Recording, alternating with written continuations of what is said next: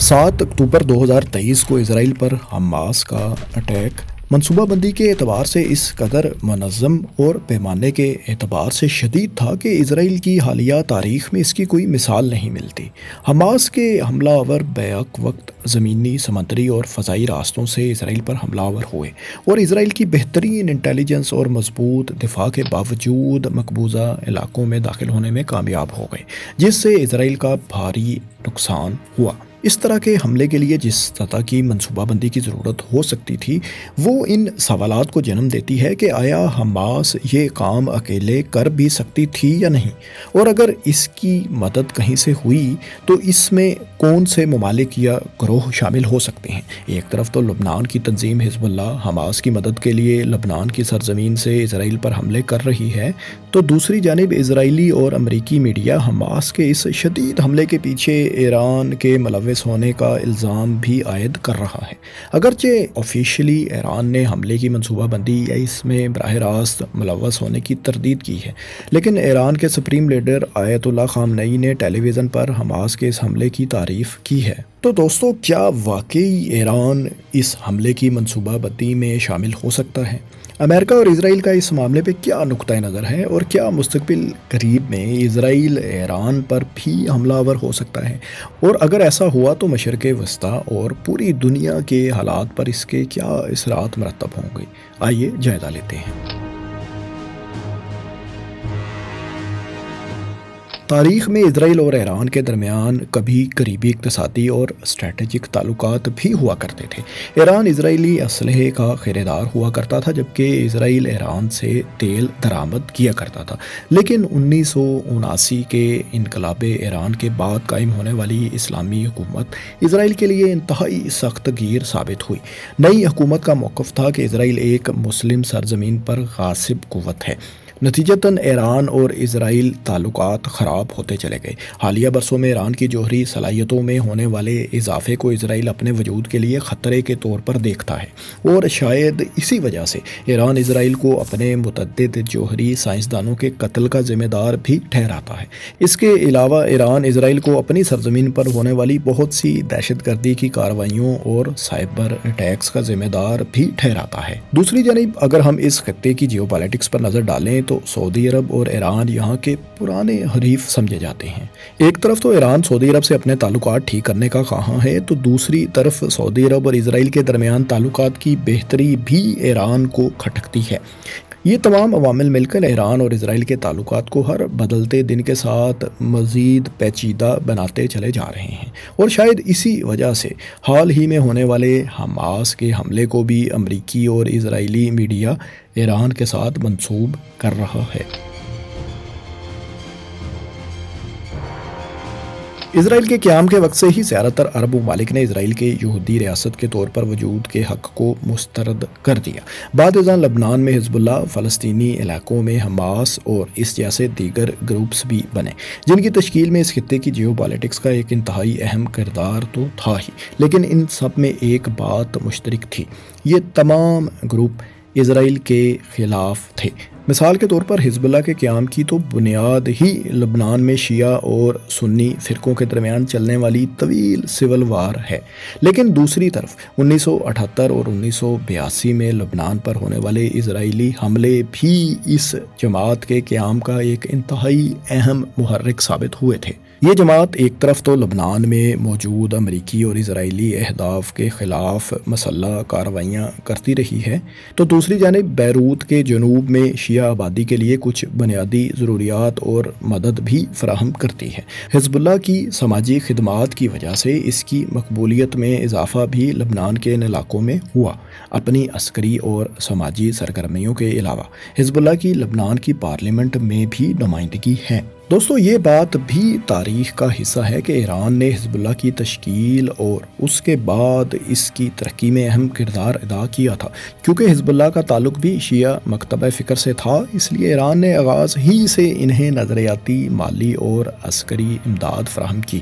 ایرانی انقلاب سے متاثر ہو کر لبنان میں شیعہ رہنماؤں نے ایرانی حمایت کے ساتھ شیعہ برادری کو منظم اور متحرک کیا، جو بالآخر 1980 کی دہائی کے اوائل میں حزب اللہ کی تخلیق کا باعث بنا۔ اس کے بعد بھی ایران نے حزب اللہ کی مالی اور عسکری حمایت جاری رکھی، جس سے بالآخر یہ مشرق وسطیٰ کی ایک اہم تنظیم کے طور پر ابھر کر سامنے آئی۔ حالیہ اٹیک سے تقریباً 1 ماہ قبل حماس کے پولیٹیکل بیورو کے نائب سربراہ، فلسطینی اسلامی جہاد کے سربراہ اور حزب اللہ کے سیکرٹری جنرل کو ایک ساتھ دیکھا گیا۔ اپریل میں حماس کے سینئر سیاسی رہنما اسماعیل ہانیہ نے حزب اللہ کے سیکرٹری جنرل سے ملاقات کے لیے لبنانی دارالحکومت کا دورہ بھی کیا۔ یہ تمام واقعات حماس اور حزب اللہ اور ایران اور حزب اللہ کے درمیان روابط کو ظاہر تو کرتے ہیں، لیکن دوستو اگر ہم ایران اور حماس کے براہ راست تعلقات کی بات کریں تو یہ کوئی بہت زیادہ آئیڈیل نہیں رہے۔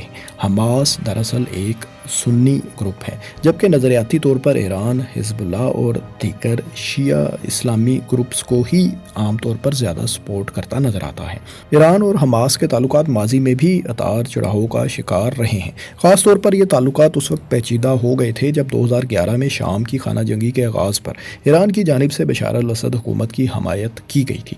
تاہم مجموعی طور پر ایران سے ان کے تعلقات کبھی بھی ایک حد سے زیادہ خراب نہیں ہوئے۔ ایک طرف اسرائیل یہ الزام تو عائد کرتا ہے کہ ایران اور حزب اللہ حماس کو مالی اور عسکری مدد فراہم کرتے ہیں، لیکن حماس کی جانب سے اسرائیل پر کیے جانے والے کسی بھی حملے میں ایران کے براہ راست ملوث ہونے یا اس کی منصوبہ بندی میں شامل ہونے کے کوئی ٹھوس شواہد ابھی تک نہیں مل پائے۔ امریکن تھنک ٹینکس کا یہ ماننا ہے کہ ایران کا مقصد اسرائیل کا خاتمہ ہے، جس کے لیے اسرائیل کی دفاعی افواج کو ختم کرنا ضروری ہے، اور اس مقصد کے لیے اسرائیل میں جنگ کا ماحول پیدا کرنا ہی ایران کا بنیادی ایجنڈا ہے، اور یہی وہ عنصر ہے جو ایران اور حماس کی حکمت عملی میں مشترک ہے۔ اسی لیے ان کے نزدیک ایران حماس کے لیے اہم ہے اور حماس ایران کا ایک اہم ترین اثاثہ ہے۔ ایران کے اس حملے میں ملوث ہونے کے حوالے سے مختلف نقطۂ نظر موجود ہیں۔ کچھ مغربی ماہرین کا یہ کہنا ہے کہ مشرق وسطیٰ کے بدلتے سیاسی منظرنامے میں سفارتکاری کا توازن ایران کے خلاف جا رہا ہے۔ ایک طرف سعودی عرب اور اسرائیل کے تعلقات بہتری کی جانب جاتے دکھائی دے رہے تھے، تو دوسری جانب اسرائیل، بحرین، UAE، مراکش اور سوڈان کے درمیان تعلقات کو معمول پر لانے کے لیے 2020 کا ابراہم امن معاہدہ بھی ایران کی اس خطے میں اہمیت کو کم کر رہا تھا۔ ایران اسرائیل مخالف ہونے کی وجہ سے اس خطے میں ایک خاص مقام اور اثر و رسوخ رکھتا ہے، لیکن اب بہت ساری عرب ریاستوں کے اسرائیل کے ساتھ تعلقات میں نرمی کے باعث ایران کی حیثیت کم ہوتی جا رہی ہے۔ لہٰذا ان مغربی ماہرین کے مطابق ایران کا حماس کو اسرائیل پر حملہ کرنے کے لیے استعمال کرنا اس اثر کو دوبارہ حاصل کرنے کا ایک طریقہ بھی ہو سکتا ہے۔ لیکن دوستو ایک دوسرا نقطہ نظر بھی ہے کہ کیونکہ ایران پہلے ہی امریکہ کی جانب سے لگائی جانے والی شدید پابندیوں کی زد میں ہے، اور حال ہی میں ہمیں ایران اور سعودی عرب کے درمیان بھی برف پگھلتی دکھائی دی، اس لیے اس اہم موقع پر ایران ایسے کسی بھی ایڈونچر کا متحمل نہیں ہو سکتا۔ آئیے اب ہم اس اہم ترین سوال کا جائزہ لیتے ہیں کہ کیا اسرائیل پر ایران کبھی براہ راست حملہ بھی کر سکتا ہے؟ کیا اس کا کوئی امکان ہے؟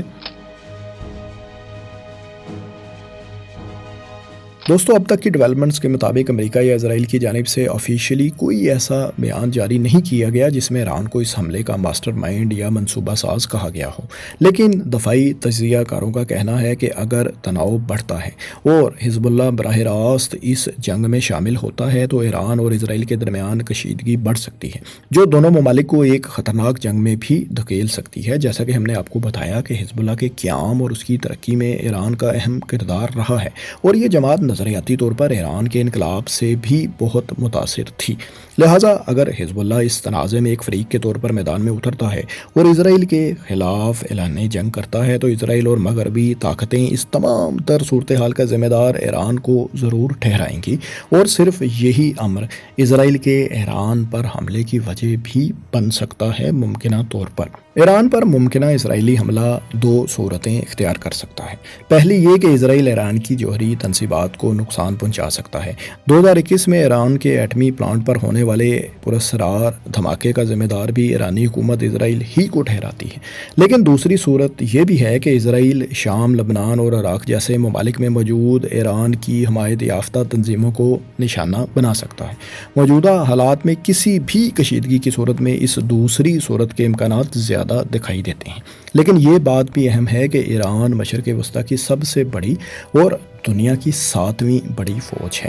ایران کے پاس جدید ترین ہتھیار بھی ہیں اور اسرائیل تک مار کرنے والے میزائل اور ڈرونز بھی ایران کے پاس ہیں، لہٰذا ایران کے ساتھ براہ راست جنگ میں الجھنا اسرائیل کے لیے بھی کچھ کم خطرناک نہیں ہوگا۔ لیکن اگر حالات اس نہج تک پہنچ جاتے ہیں تو اس کے نتائج انتہائی سنگین اور دور رس ہوں گے۔ ایک طرف تو امریکہ بھی بھرپور انداز میں اسرائیل کے دفاع کے لیے ظاہر ہے سامنے آئے گا، اور اس کے ساتھ ساتھ دیگر مغربی اور یورپی اتحادی بھی اسرائیل کا ساتھ دیں گے، تو دوسری طرف اسلامی ممالک بشمول سعودی عرب، عراق اور پاکستان کو بھی واضح طور پر کوئی نہ کوئی لائن لینا پڑے گی، اور یقیناً ایسی کسی صورتحال میں اسلامی ممالک اسرائیل کا ساتھ تو نہیں دیں گے۔ یہ بات بھی انتہائی اہم ہے کہ اگر امریکہ اس جنگ میں شامل ہوتا ہے تو چائنا اور روس کی اس میں کیا پوزیشن ہوگی۔ حالیہ چند برسوں میں چین مشرق وسطیٰ کی جغرافیائی سیاست میں ایک اہم کھلاڑی کے طور پر ابھر کر سامنے آیا ہے، اور چین نے سعودی عرب اور ایران کے تعلقات بہتر بنانے میں بھی اہم کردار ادا کیا تھا۔ دوسری جانب روس یوکرین جنگ کے بعد سے روس بھی امریکہ کے ساتھ اپنا سکور سیٹل کرنے کے موقع کی تلاش میں ہے، لہٰذا ایسی کسی صورتحال میں ان دونوں ممالک کے خاموش رہنے کا امکان تو بالکل بھی نہیں۔ دوستو، آپ کا کیا خیال ہے؟ یہ حالیہ لڑائی ایران اسرائیل جنگ میں بھی کیا ممکنہ طور پر بدل سکتی ہے؟ کمنٹس میں اپنی رائے سے ضرور آگاہ کریں۔ شکریہ۔